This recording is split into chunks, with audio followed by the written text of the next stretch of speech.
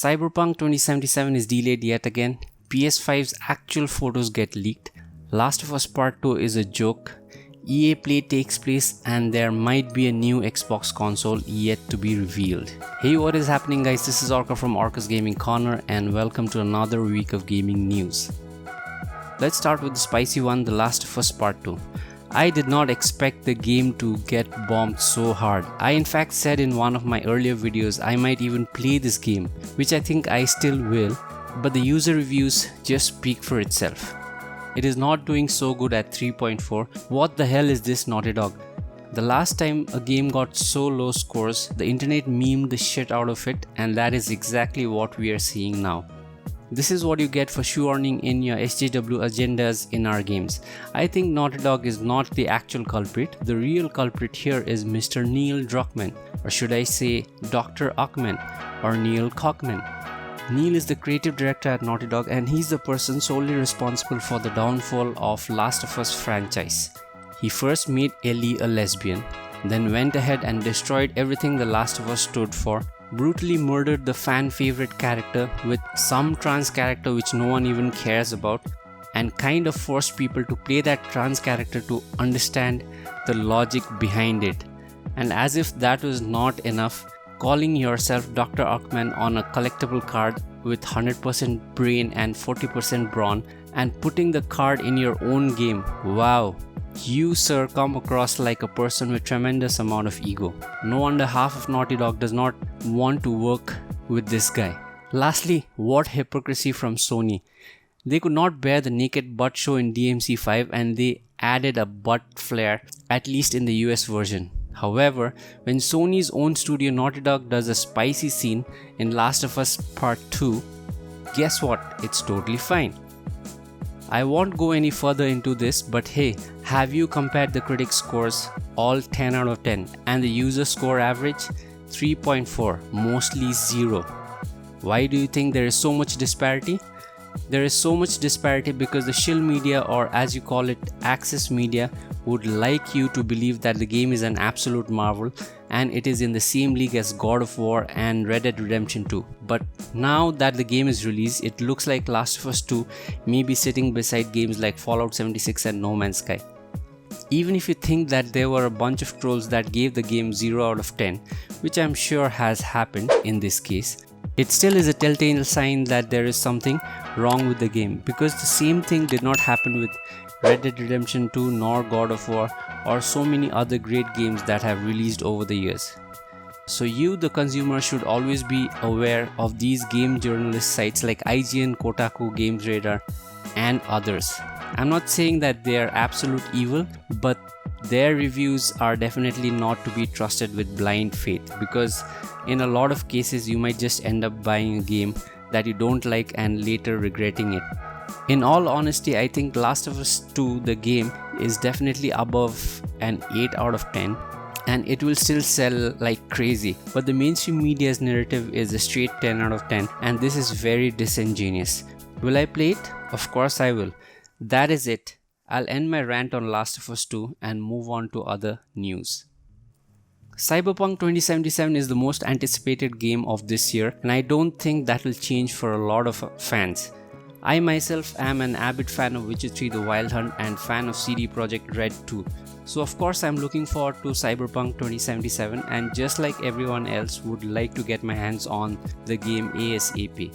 What better time to play a game like Cyberpunk 2077 than during the lockdown, but unfortunately that is not meant to be as the game has been delayed yet again.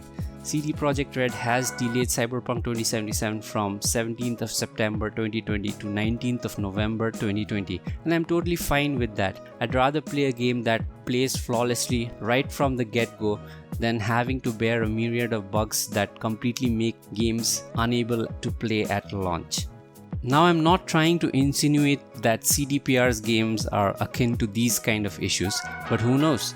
So to be on the safer side, it is fine if a game gets delayed by a month or two. However, it is very hard for me to believe that this is the sole reason as to why it is getting delayed.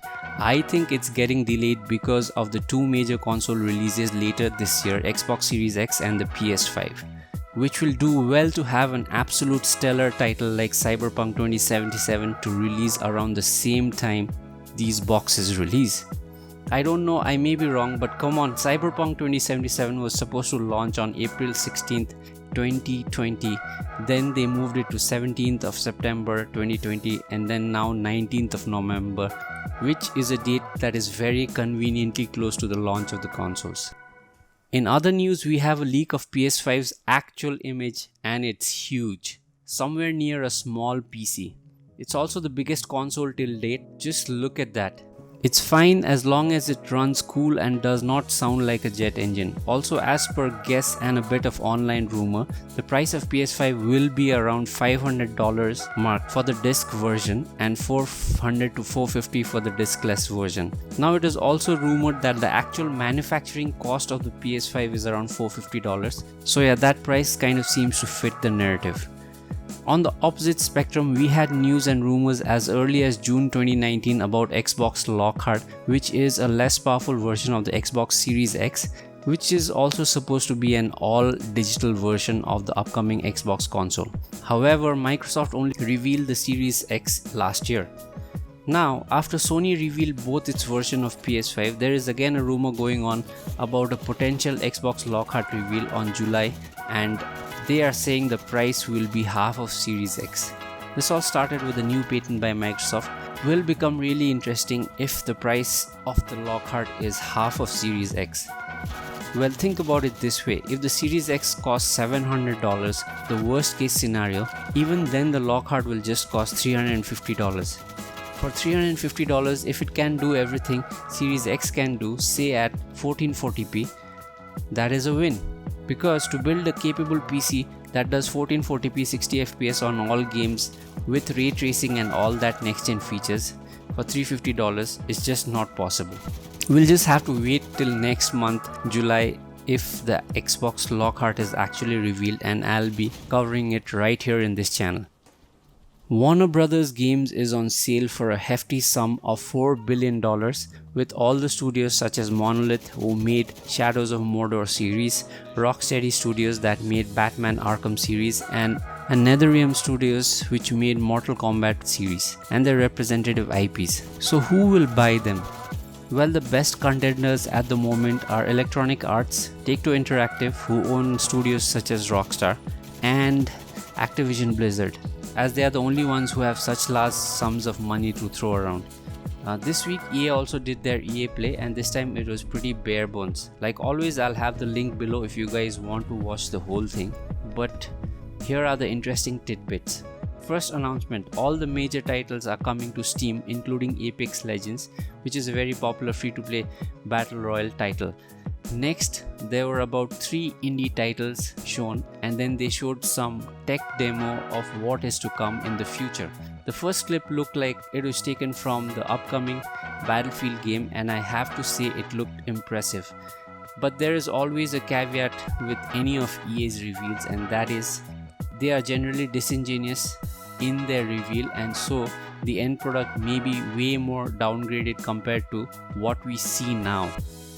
And the next clip must be from Dragon Age 4, which is also an upcoming RPG game.